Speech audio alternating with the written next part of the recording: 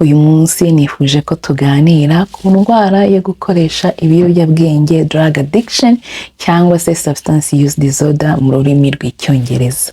Iyi ndwara rero ahanini uyifite usanga agorwa no kureka gukoresha ibiyobyabwenge, bigira ingaruka nyinshi cyane zitandukanye ku buzima bwe.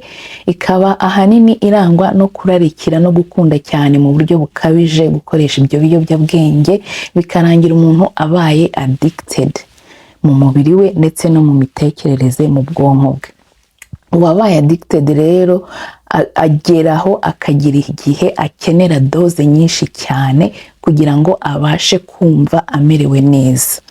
Iyo atakoresheje ibyo biyobyabwenge kandi umubiri we warabimenyeye, usanga atangira kugira ububabare bwinshi cyane ku buryo solution ari yo gushaka gukoresha ibyo biyobyabwenge mu buryo buhoraho. Akenshi ibyo biyobyabwenge bikoreshwa mu kwivura ububabare cyangwa se trauma z'igihe kirekire abantu baba babana nazo, cyangwa se mu buryo bwo kwidagadura.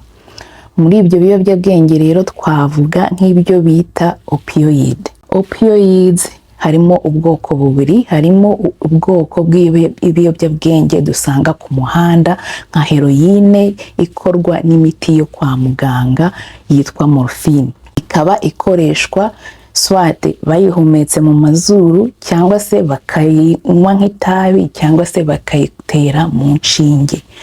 Opioid rero kandi igira ibindi biyobyabwenge bitangwa kwa muganga nk'imiti y'ububabare. Muri byo twavuga nka oxycodone, hydrocodone cyangwa se morphine. Ibi biyobyabwenge bikora ku bwonko, bigahindura uko ubwonko bukora cyangwa se bigakora ku ruti rw'umugongo mu kugabanya ububabare. Ubundi bituma imisemburo ya dopamine ivubuka, igatuma umuntu yumva yishimye muri we, bigatuma umuntu yumva ashaka kubikoresha kenshi gashoboka kugera ku gipimo kirenze gituma ashobora kugeraho ata ubwenge, aribyo twita overdose. Iyo rero atabonye ubutabazi bw'ibanze habaye iyo overdose, bishobora kurangira ahateriye n'ubuzima. Ubutabazi bw'ibanze babukora bakoresheje umuti witwa naloxone.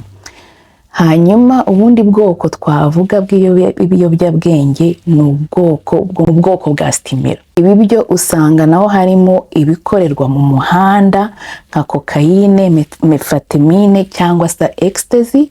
Hakabamo kandi n'imiti yo kwa muganga prescription stimulant nka Adderall na Ritalin. Ibiyobyabwenge nabyo bikora ku misemburo yo mu bwonko bwa dopamine na norepinephrine, bikongera imbaraga, kumva umuntu afite mood nziza n'ibindi. Ubundi bigatera kubura ibitotsi, umutima ugatera bikabije cyangwa se umuvuduko w'amaraso na stroke. Ubundi bwoko twavuga ni ubwitwa depressant. Ibi biyobyabwenge bituma ubikoresha yumva aruhutse mu mutwe, akumva aratuje. Ubundi bikaba byatera kubura ibitotsi cyangwa se kurwara igicuri, aribyo twita seizure mu rurimi rw'icyongereza. Muri ibyo twavuga nk'inzoga zikabije, alcohol cyangwa se imiti yo kwa muganga yo mu bwoko bwa benzodiazepine, harimo urugero rwa Xanax na Valium cyangwa se ibindi byitwa barbiturate. Ubundi bwoko nifuza ko tuganiraho bw'ibiyobyabwenge ni nicotine, harimo itabi twese tuzi, hakaba ibindi bya hallucinogens bikoreshwa mu kugira ngo umuntu yidetashe na environment. Hakaba harimo ibigizwe na LSD cyangwa se ibyo bita magic mushrooms mu rurimi rw'icyongereza. Ubundi bwoko ni ubwoko bwa intera. Dusangamo ibyitwa group pentatinas cyangwa se amaproduit chimique dukoresha mu ngo zacu. Hakaba noneho n'ubundi bwoko bwo muri cannabis, aribwo bwibanjemo urumogi. Ibi biyobyabwenge rero biri mu bintu bizahaje sosiyete muri iki gihe, siritu muri ibi bihugu byateye imbere, ku buryo usanga bigeze ku rwego ruteye inkeke muri iki gihe. Kumenya rero ibibi byabyo byatuma tubasha kubyirinda kandi tukarinda nawe dushinzwe. Ni inshingano za buri wese kuko aho bigeze birakomeye.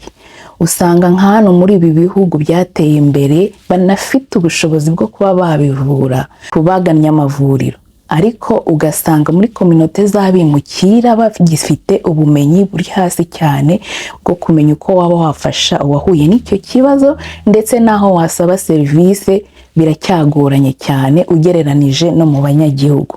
Ni ngombwa rero ko baba bafite mu miryango yabo umuntu ufite iki kibazo batangira kujya bihugura mu buryo bwo gufasha abantu babo bafite iki kibazo, ndetse bakabasha no kumenya aho serivisi ziri zishobora kuba zafasha umuntu wahuye n'icyo kibazo.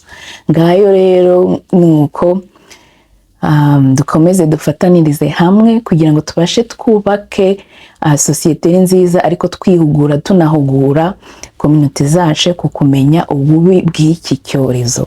Murakoze kandi mukomeze kugira umunsi mwiza. Imana ibarinde.